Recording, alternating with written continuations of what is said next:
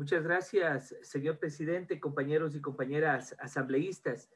Quiero yo iniciar, como siempre, extendiendo un cordial saludo a quienes nos siguen por los medios telemáticos, pero además mi solidaridad con los compañeros que han perdido sus familiares y con el pueblo ecuatoriano que sigue resistiendo a este momento muy grave y muy difícil, principalmente aquí en Pichincha, en Quito, sobre el tema de la pandemia y las bajas familiares de muchos ciudadanos, vecinos y vecinas de esta ciudad y del país. El proyecto de ley de extinción de dominio desde el inicio nos llevó a un debate de constitucionalidad y algunas reacciones sobre los mismos temas. Recuerdo en alguna reunión que fui invitado a donde estaban analizando el tema los coordinadores de bancada y expresé algunas inquietudes, las mismas que fueron escuchadas, pero en muchos de los casos no fueron plasmadas en el texto como se había planteado.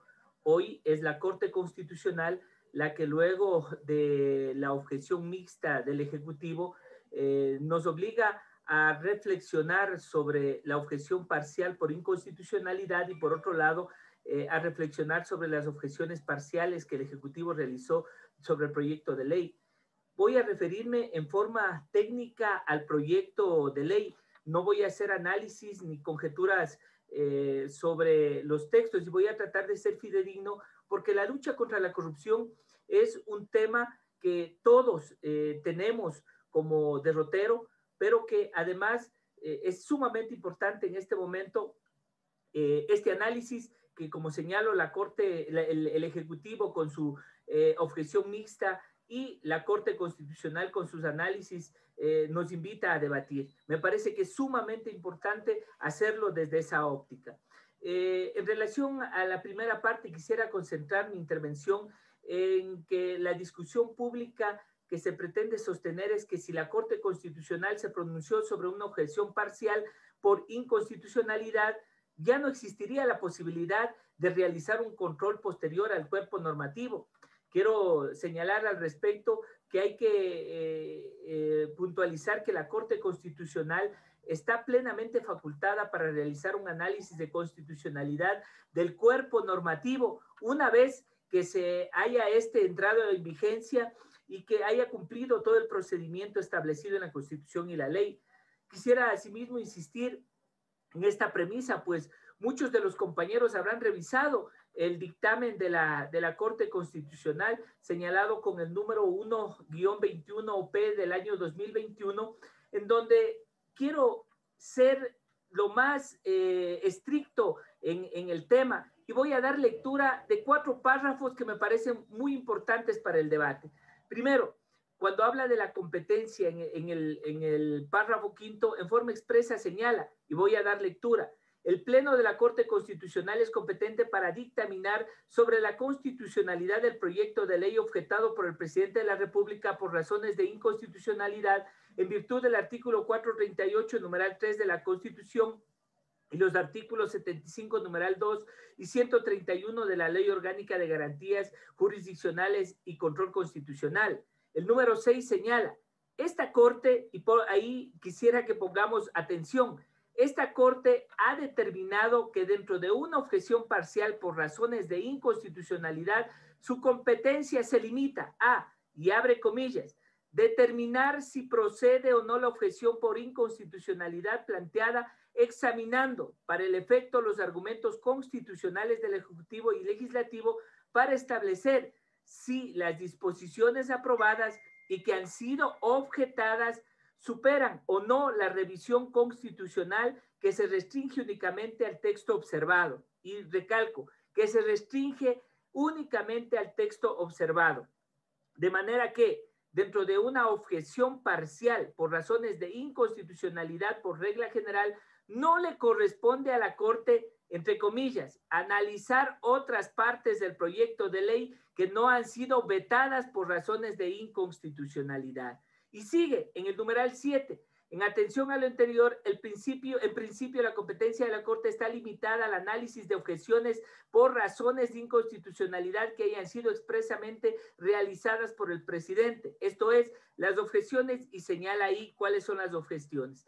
Y en el numeral 10 vuelve a insistir, así como lo ha hecho respecto al estado de excepción, que existe un manejo irregular de las instituciones jurídicas por parte del Ejecutivo, lo que se resume en que están mal hechas. Con esas premisas deberíamos iniciar el debate. Y ahí en forma textual dice en el numeral 10, considerando lo anterior, la Corte no puede obviar que la actuación del Ejecutivo en las objeciones por razones de inconstitucionalidad continúa siendo irregular. Si el presidente estima que los artículos del proyecto de ley enumerados en el párrafo 9 supra son inconstitucionales, su deber constitucional es el de objetar expresamente estas normas para habilitar así la competencia de la Corte para pronunciarse al respecto. Esto en virtud de lo que se señaló anteriormente por quienes pudieron intervenir antes de quien les habla. Segundo, también creo que es importante que leamos el dictamen de la Corte que señala en relación al pronunciamiento sobre varios artículos que se objetan por parte del Ejecutivo, debido a que no se logra identificar, como señalaba el párrafo que acabo de leer, la conexidad que propone el Ejecutivo debido a la falta de justificación y como señala el párrafo 87 del dictamen. La Corte no se pronuncia respecto a las disposiciones que expresamente no hayan sido objetadas. Lo acabé de leer en forma textual. Es decir, varias disposiciones que no fueran específicamente objetadas y justificadas en relación a la objeción por el Ejecutivo no fueron analizadas por la Corte Constitucional. Y en tercer lugar, solo me voy a referir a los temas que ha analizado la Corte Constitucional. En el párrafo 83 del dictamen establece que se debe, y en forma expresa voy a dar lectura en comillas, de manera clara y nítida posible, en forma expresa, precisa y taxativa y previa, determinar las conductas, compañeros y compañeras, en relación esto a la objeción del artículo 7, se propone que las disposiciones que se señalan ahí en el literal A, actividad ilícita, las acciones u omisiones relacionadas con cohecho, conclusión, etcétera. Les pregunto a ustedes y pueblo ecuatoriano, ¿cuáles son las acciones u omisiones relacionadas? ¿Será acaso que esta redacción que acabo de dar lectura cumple con el mandato de la Corte Constitucional? A mi modesto criterio, quiero dejar señalado que la redacción sigue siendo indeterminada, no es precisa ni taxativa, por lo que sigue manteniendo, a mi criterio, como señalo, la vulneración a la garantía de un principio fundamental que es el de seguridad jurídica.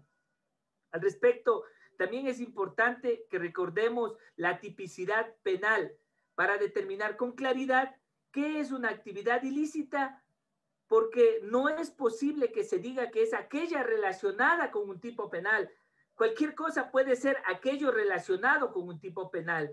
En estos últimos años se han pasado por la galleta el Estado de Derechos, pero en este caso particular no sepultemos los conceptos básicos de seguridad jurídica.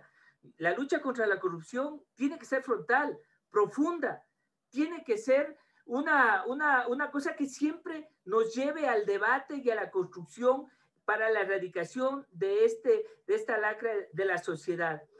Adicionalmente, quiero señalar que en relación a la objeción número 8, la Corte Constitucional primero en el dictamen del párrafo 95 señala, y ahí también voy a dar lectura en forma expresa, esta forma de proceder del presidente resulta por lo menos irregular y afecta al alcance de la competencia que tiene la Corte para pronunciarse.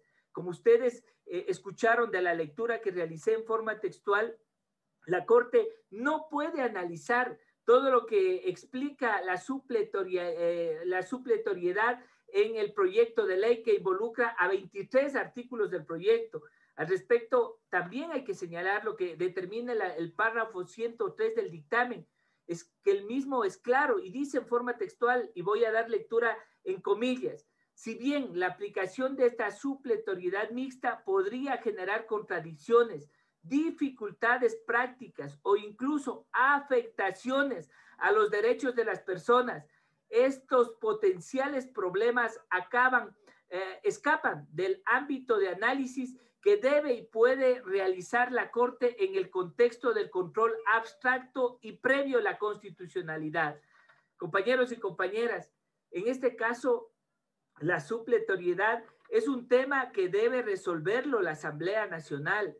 Y aquí hay que recordar que el artículo 17 del Código Orgánico Integral Penal genera una figura que se llama reserva de ley penal y solamente reconoce la conexidad con adolescentes infractores en otros cuerpos normativos. Y establece además que los procedimientos penales en otros cuerpos normativos no tienen validez. En la ley de extinción de dominio, aunque se alega que es un procedimiento civil, hoy ya hemos escuchado que es un tema mixto. Cuando existe intervención de la Fiscalía se vuelve penal. Y ese híbrido que ya se ha señalado en forma expresa en este pleno de la Asamblea, que pretende crearse, a mi criterio, todavía necesita de un análisis profundo de constitucionalidad. No nos perdamos, compañeros y compañeras, la Corte no se pronunció al respecto por error, por decir menos del veto del Ejecutivo. En forma expresa, así lo ha consignado en su dictamen. En definitiva, compañeros y compañeras asambleístas, no me quiero extender. He querido topar estos 3 puntos que en forma expresa han sido señaladas en el pronunciamiento de la Corte Constitucional y además recalcar que sin duda alguna es nuestra obligación la lucha contra la corrupción, pero también garantizar que las normas estén dentro que aprobamos estén dentro del marco de constitucionalidad. Hay asambleístas que en ocasiones señalan que ya de la revisión que hemos hecho, no hay la posibilidad de que se deslicen temas de inconstitucionalidad. Hoy estamos viendo que sí hay la posibilidad, y es más, estoy dejando algunos elementos que más adelante podrían ser materia de inconstitucionalidad. En todo caso, mi deber como asambleísta en este momento es: 1, respaldar la lucha contra la corrupción; 2, alertar de posibles inconstitucionalidades para que sean analizadas por este pleno e incorporadas en el debate. Es más, procurar que las normas que aprobamos estén dentro del marco constitucional que desde mi punto de vista tienen estas falencias. Compañeros y compañeras, todos, absolutamente todos estamos de acuerdo en que hay que buscar la justicia y tiene que recuperarse el patrimonio producto de los hechos ilícitos. Pero como lo he venido diciendo en todos los debates, hay que hacerlo bien, constitucionalmente, legalmente, en el marco de la norma magna, no vulnerando derechos ni sumiendo al país en inseguridad jurídica, que eso lo que hace es que normas que se aprueban no puedan ser aplicadas o que más adelante sean materia de un posible filtro de constitucionalidad.